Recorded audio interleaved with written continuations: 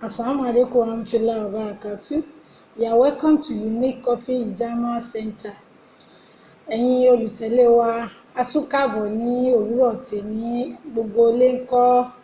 Ẹ máa rí lórí amóhùnmáwòrán mi pé tékèwé tòní yìí ó tún yàtọ̀. Ẹlẹ́rìndòdò kan la tún mú wá, malt, milk, mo rí pé gbogbo wa là ń rí. Àti nǹkan tí à ń pè ní clove, kànáfùrù, ní tá a lè fi ṣe. Ẹ ṣáà stay tuned. Ẹ má gbàgbé láti thumb up, subscribe and ring the bell and make your comments lórí ìdánilẹ́kọ̀ọ́ tá a fẹ́ fúnra lórí àgọ́ ara wa ní òwúrọ̀ tèmi. Ní sísẹ̀ntẹ̀lé, àkọlé topic wa tá à ń treat ní last video ni pé àwọn àìsàn tí cupping ìjàmà tó máa ń cure lára. A ní ó lé ní 200 diseases tí ìjàmà yìí máa ń cure. A dẹ̀ ti ka mẹ́wàá nínú ẹ̀. Èmi ìta tún fẹ́ kà ní àárọ̀ yìí ni àìsàn tí cupping máa ń cure nínú àgọ́ ara wa, ó ní partial stroke. Àwọn tó bá ní apá ríro kan àbí ẹsẹ̀ kan ní ríro, ó máa ń cure complete stroke. Eyes problem, ara nǹkan tí cupping máa ń cure nìyẹn. Sore throat, ara tí cupping máa ń cure nìyẹn. Nose, non-verbal, ọmọ tí ò bá lè sọ̀rọ̀ dáadáa, cupping máa ń cure ẹ̀. Tá a bá ṣe cupping fún ọmọ bẹ́ẹ̀, á wà okay. Cupping máa ń jẹ́ kí ọmọ ní fast learning. Ó máa ń help ọmọ tó bá ní slow learner. Ó máa ń help ẹ̀. Tá a bá ṣe cupping fún ọmọ bẹ́ẹ̀, a lè increase the how to memorize. Tí Oṣálámù Sàlásálà náà sì tún sọ fún wa pé cupping yìí sẹ̀ ká máa lò lóòrèkóòrè.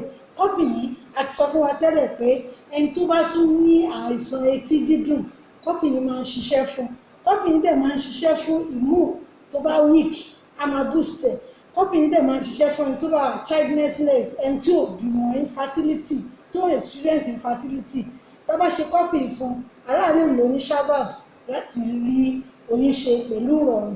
Cupping dẹ̀ ní ó máa ń ṣiṣẹ́ fún early menopause. Ẹni tó bá fẹ́ wọ menopause lójijì, tó ṣe pé ó máa ní symptom kan bí kejì tó máa dà láàmú. Tó bá keep on doing this cupping máa ràn lọ́wọ́ láti lè má jẹ́ kí menopause yìí kó ní lára rárá. Cupping dẹ̀ máa ń tún ṣiṣẹ́ fún àwọn menstrual disease kọ̀ọ̀kan.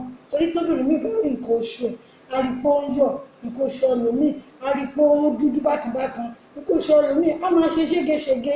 Bẹ̀ẹ̀ nígbà tó bá mú cupping lọ́kùnkúndùn, cupping yìí ó máa easy gbogbo kìíní. A jẹ́ kí nǹkan oṣù yóò wá gerege, kò dẹ̀ tún jẹ́ kó máa wá ní unnecessary time. Tó pé ó wá ní oye oṣù yìí, iye oṣù ìjọ tó yẹ kó kà, ó tún ti kà á lé. Cupping dẹ̀ tún máa ń ṣiṣẹ́ fún premature ejaculation. Cupping tí ọkùnrin bá ń jẹ́ tí ò pé kò ní tì dúró pẹ̀lú ìyàwó ẹ̀, a ti sáré dà sára. Ìyàwó ò dẹ̀ ní gbádùn ètò nǹkan, á ti weak. Bẹ́ẹ̀ tí irú ọkùnrin bẹ́ẹ̀ tó bá ṣe cupping yìí, cupping máa help ẹ̀ láti lè last on bed. Torí ìdí èyí, ẹ̀yin olùtẹ̀lé wa, ẹ má gbàgbé láti thumb up, kẹ́dẹ̀ subscribe, kẹ́ make comment.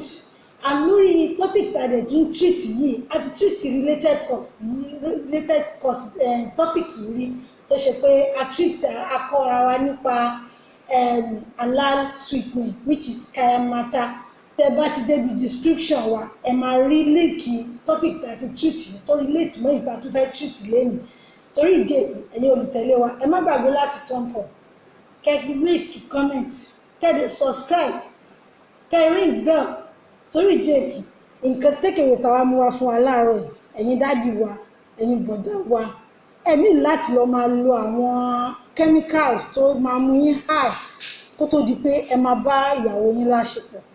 A ní àwọn egbòogi tó ṣe pé ó very simple tó pé a lè lò tó dẹ̀ wà active láti lè mú premature ejaculation kúrò, tó máa jẹ́ ká lè last on bed.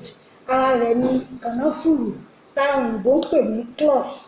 Clove ni eléyìí táwọn òyìnbó máa ń pè ní clove, kànáfùrù. Ẹ máa make sure pé ẹ grind jẹ, ẹ máa lọ ní gbẹrẹfu pẹ̀lú milk wa. You can use Sebo-Tima milk, which is sachet 3 grams, or you use the liquid one láti lè fi rectify premature ejaculation. Pẹ̀lú malt wa, irú eléyìí ó dáa púpọ̀, ó dáa lágọ̀ọ́ ara.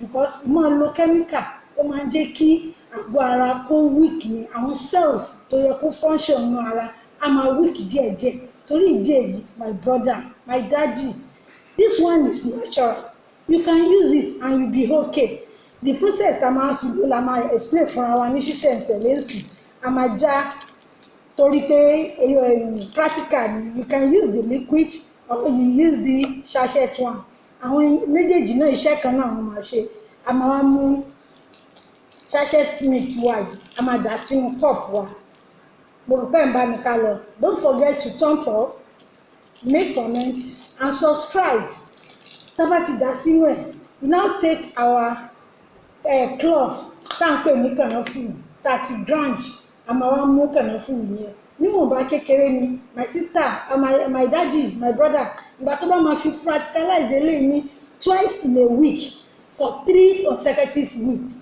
in fact the premature ejaculation you forget about it you will be active on bed with your wife ẹ̀dá kìíní ò sí fáwọn ọ̀dọ́ tí wọ́n ti marry o àwọn tó ti marry láwọn bàbá wa àwọn àbúrò wa àwọn ẹ̀gbọ́n wa àwọn ọ̀rẹ́ wa lọ́kùnrin tó ti marry àwọn ló wà fún àmọ́ wọ́n mísẹ̀ papọ̀ àmọ́ mísẹ̀ papọ̀ wọ́n mìkì wa àmọ́ wọ́n túmọ̀ tì wá lé lórí àmọ́ túmọ̀ tì wá sínú ẹ̀.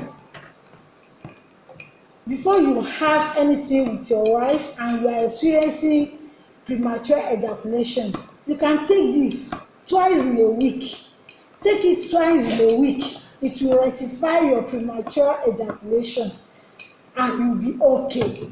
You'll be able to function well with your wife. You don't need to use any chemical that will destroy your cells.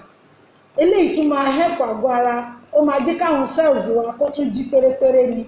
Torí ìdí èyí, my brother, my daddy, don't take chemical tó máa fi wá tó àlọ́ wá há ìmúrẹ́ ẹ̀ torí pé ó fẹ́ báyàwó ẹ̀ ṣe ṣáàní. Àwọn eléyìí máa ń pa wá díẹ̀ bẹ̀tẹ̀ eléyìí á tún máa jẹ́ àwọn cells ara ní mọ́ọ̀tì ní 15 naira sachet of milk is okay. This one is about Timo. And if you can avoid this, you can take it as well. Kànáfùrù is 50 naira. Get to Alagbo, they will sell it for you 50 naira. After you need it, your wife even can take out of it. But this one is purposely meant for men. The last one we treated is halal sweetener, which is kaya mata. That one I've explained it to you. Go to my description. You see the link for the former lecture díẹ̀ tá ti ṣe lecture tá ti ṣe tẹ́lẹ̀ wà á rí níbẹ̀ bẹ̀tẹ̀ lẹ́yìn inshallah when you take this one in fact you say alhamdulillah you don't need all this capsule all this fonogaru tá a máa ń mu ẹlòmíà lọ mu ọtí torí kó fẹ́ báyàwó ẹ̀ lájọṣepọ̀ subhanallah Allah guide wa Allah ṣe onírọ̀rùn fún wa torí ìdí èyí kọ́pì yìí. Make use of it. It is prescribed by Prophet Muhammad sallallahu alaihi wasallam that we should do copy to protect our health. And if you do it, we get reward. And we that we are doing it for you, we also get reward. Subhana rabbika rabbil izzati amma yasifun wa salamun ala al-mursalin walhamdulillahi rabbil alamin. Assalamu alaikum.